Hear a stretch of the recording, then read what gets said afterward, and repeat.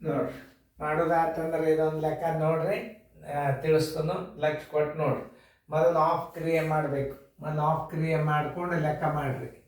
ಅದು ಯಾಕೆ ಮುಂದೆ ಭಾಗಾಕಾರ ಅದ, ನೀವು ಪಟ್ನ ಭಾಗಾಕಾರ ಮಾಡಿಗಿಡ್ರಿ ಅಂತ ತಿಳ್ಕೊಂಡು ಅಡ್ವಾನ್ಸ್ ಹಾಕಿನೂ ಚೆನ್ನಾಗಿ ಬಿಡಿಸೋದಾತಂದ್ರೆ ವಿಡಿಯೋ ಕಡೆ ನೋಡ್ರಿ, ಲಕ್ಷ ಕೊಟ್ಟು ನೋಡ್ರಿ. ನಾ ತಿಳಿಸ್ತಾನು ಲಕ್ಷ ಕೊಟ್ಟು ನೋಡ್ರಿ. ಆಫ್ ಮೊದಲು ಬಿಡಿಸ್ಕೊಡ್ರಿ.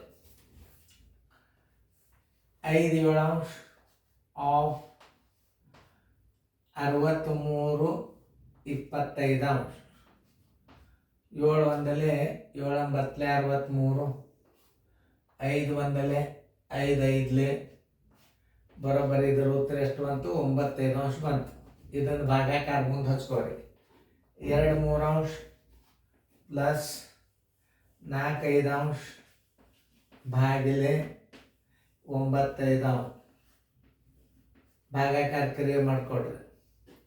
ಬರೋಬ್ಬರಿ 4 5 ಭಾಗಿಲೆ 9/5 ಬರೋಬ್ಬರಿ 4 5 ಗುಂಡ್ಲೆ ಮ್ಯಾಲೆ 5 ತಳಗ 9.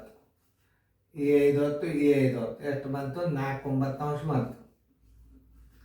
ಈಗ 2 3 ಪ್ಲಸ್ 4 9 ಇದರ ಲಾಸ ಎಷ್ಟು ಬರ್ತದ? 9 ಬರ್ತದ. 3 3 9 ಒಂದಲೆ 3 2 6 ಪ್ಲಸ್ 4 1 4 ಬರೋಬ್ಬರಿ 10 9 ಬರೋಬ್ಬರಿ 9 1 9 1 9.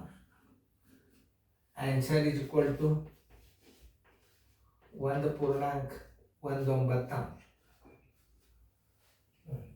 ಉತ್ತರ ಬಂದಿತ್ತ ಕರೆಕ್ಟ್ ಹಾಕ್ಕೊಡಿ. ಈಗ ದಶಮಾಂಶ ಬರ್ತಾವ, ಮುಂದೆ ಚೇಂಜ್ ಆಗ್ತದೆ ಅನ್ನೋ ನಂಬರ ಪರ್ಫೆಕ್ಟ್ ಆಗಿರ್ಬೇಕು. ಭಾಗಾಕಾರ ಕ್ರಿಯೆಯನ್ನು ಮೊದಲು ಬಿಡಿಸ್ಬೇಕು, ಅದನ್ನು ತಿಳ್ಕೊಳ್ಳಿ. 3 4 ಭಾಗಿಲೆ 3 8 ಬರೋಬ್ಬರಿ 3 4 ಗುಂಡ್ಲೆ ಮ್ಯಾಲೆ 8 ತಳಗ 3. ಈ 3 ಹೊತ್ತು ಈ 3 ಹೊತ್ತು 4 ಒಂದಲೆ 4 2 ಬರೋಬ್ಬರಿ. ಇದ್ರ ಉತ್ತರ ಎಷ್ಟು ಬಂತು? 2 ಬಂತು.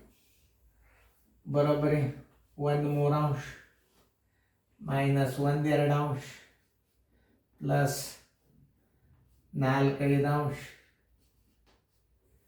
ಗುಂಡ್ಲೆ 2/1. ಯಾವ ಕ್ರಿಯೆ ಮೊದಲ? ಗುಣಾಕಾರ ಕ್ರಿಯೆ. ನೋಡಿ 4 5 ಗುಂಡ್ಲೆ 2 1 ಬರೋಬ್ಬರಿ 4 2 8 8 5. ನೋಡಿ ಕರೆಕ್ಟ್ ಅದಲ್ಲ, ತಪ್ಪಬಾರ್ದು. 3 4 3 4 ಗುಂಡ್ಲೆ ಮ್ಯಾಲೆ 8 ಆಯ್ತು, ತಳಗ 3 ಆಯಿತು, 3 ಹೋಯ್ತು, 4 2 ಬಂತು, 1 3 1 2 ಪ್ಲಸ್ 4 5 4 5 ಗುಂಡೆ 2 4 2 8 5 ಆಯ್ತು. ಓಕೆ, ಹಚ್ಕೋರಿ. 1 3 ಮೈನಸ್ 1 2 ಪ್ಲಸ್ ಎಷ್ಟು ಬಂದದ್ದು? ಇದರದು 8 5. ನೋಡಿ 3 2 6 6 ಇಲ್ಲಿ ಮೊತ್ತ. ಇದನ್ನು ಲಸ ತಕ್ಕೊತ್ ಕೂಡಬಾರ್ದು. ಯಾಕೆ ಹೇಳ್ರಿ? 3 ಏನವ ಅವಿಭಾಜ್ಯ ಸಂಖ್ಯೆಗಳು ಅವ. ಇದು ಅವಿಭಾಜ್ಯ ಸಂಖ್ಯೆ, ಇದು ಅವಿಭಾಜ್ಯ ಸಂಖ್ಯೆ. ಇದು 3 2 6 6 ಇಲ್ಲಿ 30 ಇದರದ್ದು ಲಸ. ಹಿಂಗೆಲ್ಲ ಲೆಕ್ಕಗಳನ್ನು ತಿಳ್ಕೊಬೇಕು. ಲಸ ತಕ್ಕೊತ್ ಕೂಡಬಾರ್ದು. 3 10 30, 2 15, ಆಮೇಲೆ 5 6, 10 1 10 ಮೈನಸ್ 15 1 15 ಪ್ಲಸ್ 6 8 48.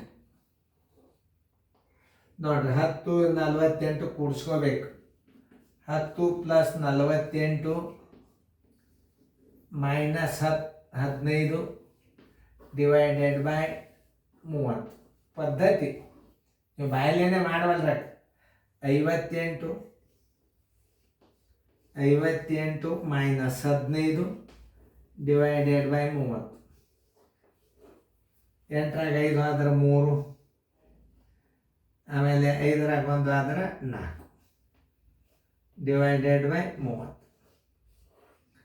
31 30, 40 30 ಹೋತಂದ್ರೆ 13 30 1 ಪೂರ್ಣಾಂಕ 13 30 ಉತ್ತರದೆಲ್ಲ ನೋಡ್ಕೊಂಡು ಆಮೇಲೆ ಆನ್ಸರ್ ಹಚ್ತೀನಿ.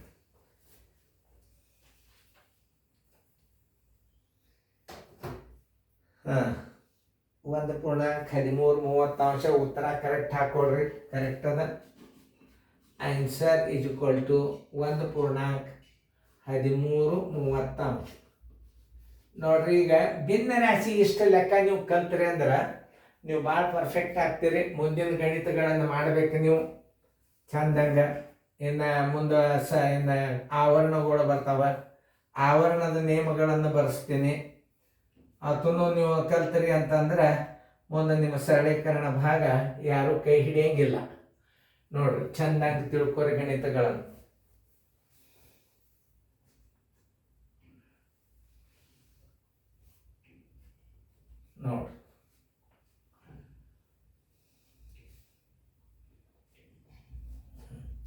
ನೋಡ್ರಿ, ಚಂದಾಗಿ ನೋಡ್ಕೊರಿ ಸರಿಯಾಗಿ. ಇನ್ನು ಮುಂದಿನ ಭಾಗ ಚೇಂಜ್ ಆಗ್ತದೆ ನೋಡ್ರಿ.